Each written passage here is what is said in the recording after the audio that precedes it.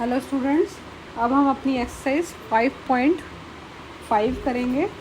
5.5 में हम इसका एक ही बेसिक कंसेप्ट इसमें जो बताने वाला है कि कोई भी लाइन किसी के ऊपर, अगर किसी लाइन के ऊपर राइट एंगल बना रही है तो वो उसका परपेंडिकुलर है। जैसे ए बी लाइन के ऊपर सी डी लाइन ये 90 डिग्री का एंगल बना रही है, तो C D line A B के ऊपर परपेंडिकुलर है। हम इसको क्या लिख सकते हैं? C D is perpendicular on A B. C D A B के ऊपर परपेंडिकुलर है। या हम ये भी लिख सकते हैं कि B D line C D के ऊपर परपेंडिकुलर है। बी डी, ये देखो बी डी इस लाइन के ऊपर ये भी तो 90 डिग्री बना रही है, तो बी डी लाइन हमारी सी डी के ऊपर परपेंडिकुलर है। हम किसी तरीके लिख सकते हैं। परपेंडिकुलर हमेशा 90 डिग्री का एंगल बनाते हैं, कहीं पे भी, चाहे इधर हो चाहे उधर हो, परपेंडिकुलर ही बनेगी। सी डी लाइन ये परपेंडिकुलर बना रही है और ये हमेशा परपेंडिकुलर 90 डिग्री पे ही बनेगा। ये 90 डिग्री का ही एंगल बनता है, चाहे आप उसको इधर से लीजिए, अगर ये आगे एक्सटेंड होता है तो यहाँ पे भी और यहाँ पे भी सब 90 डिग्री का बनेगा। पर ज़रूरी नहीं है, अगर आपकी इमेज ऐसी क्रॉस नहीं कर रही, आपकी इमेज यहाँ 90 डिग्री है, ये 90 डिग्री होगा, ये 90 डिग्री नहीं है, तो ये परपेंडिकुलर है, ठीक है, ये इस लाइन पे परपेंडिकुलर है, ये नहीं है परपेंडिकुलर, ठीक है, ये लाइन परपेंडिकुलर है। इसी के ऊपर हमारी सारी एक्सरसाइज डिपेंड करती है। आगे आप पहले वो देख लेते हैं। फर्स्ट पार्ट हमारी एक्सरसाइज का ये true false. Which of these following are models for perpendicular lines? The adjacent edges of a table top. कोई भी एक टेबल है, जैसे ये हमारा टेबल है, इसकी जो कॉर्नर्स होते हैं, एक टेबल के जो ये कॉर्नर्स होते हैं, क्या ये adjacent edges of a table top perpendicular बनाते हैं कि नहीं, ये बताना है। ये परपेंडिकुलर बनाते हैं, yes, true. Lines of a railway track की लाइन्स इस तरह होती है, ये परपेंडिकुलर हैं, no, false. Line segment forming a letter T, it makes a perpendicular 90 degree angle, yes. Letter V, it is a perpendicular, no, it is acute angle, so false.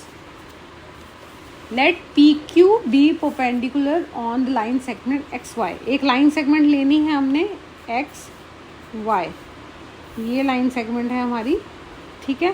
Let PQ be perpendicular, तो हम यहाँ से P Q को perpendicular ले रहे हैं, P and Q, ये हमारा परपेंडिकुलर है, ठीक है।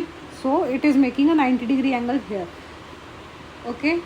Late P Q and P Q X Y intersect at point A, okay.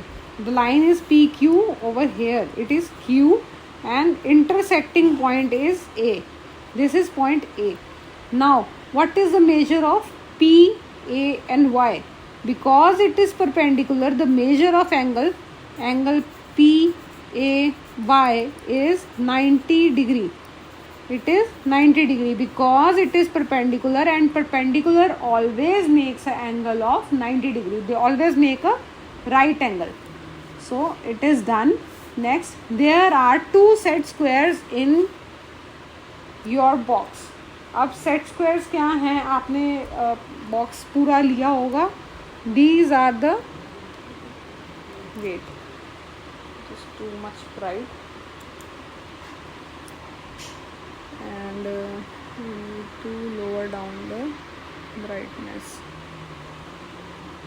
Is it visible? Yes, these are the set. ये जो हमारे कंपास बॉक्स, जो हमारा ज्योमेट्री बॉक्स होता है, उसमें हमें मिलती हैं। These two are the set squares, ठीक है। ये इस तरह के जो हमें मिलते हैं, ये हमारे सेट स्क्वायर्स होते हैं, ये हमारे बॉक्स में सेट स्क्वायर्स हैं।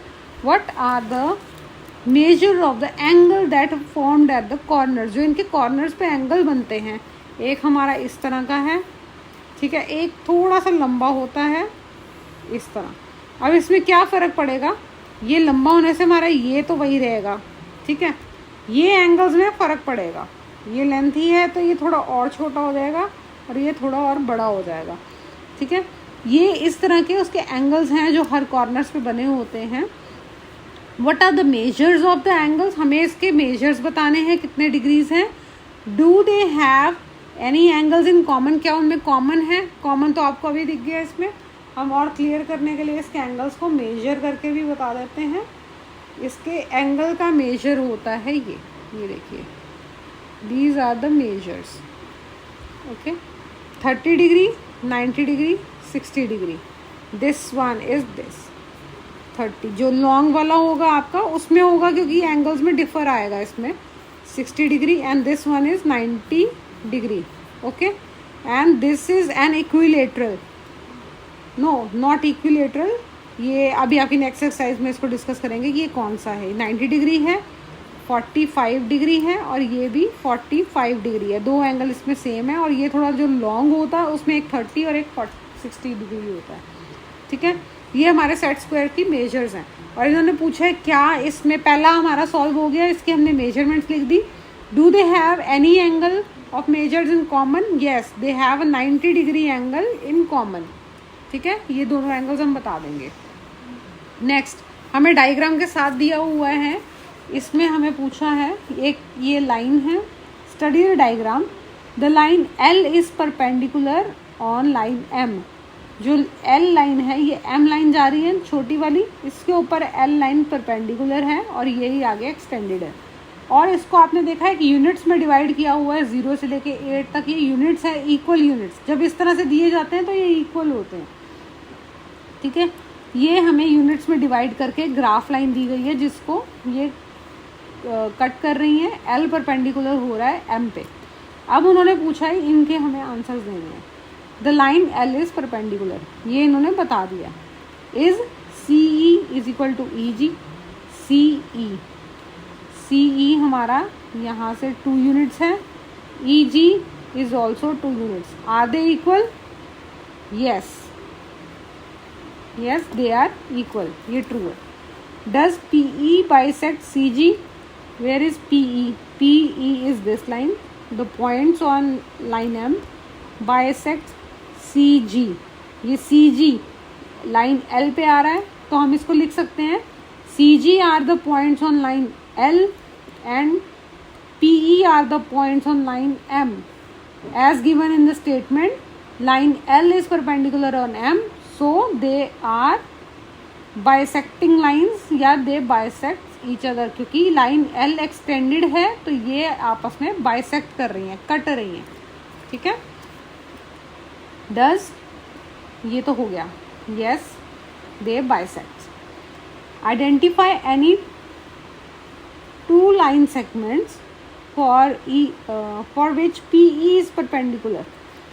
PE हमारी किस किस लाइन के ऊपर परपेंडिकुलर है?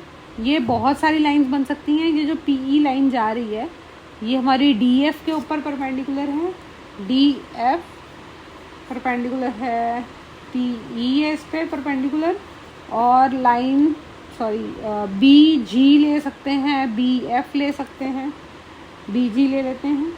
PE लाइन हमारी किसके ऊपर परपेंडिकुलर है? BF के ऊपर। ठीक है, PE लाइन हमारी परपेंडिकुलर है AH के ऊपर। ठीक है, इसके ऊपर परपेंडिकुलर आप कैसे भी लिख सकते हैं। ठीक है, नेक्स्ट, आर दीज ट्रू? क्या ये ट्रू हैं? AC is bigger than FG। AC 2 units bigger than FG is 1 unit. Yes, AC is bigger, true. CD is equal to GH.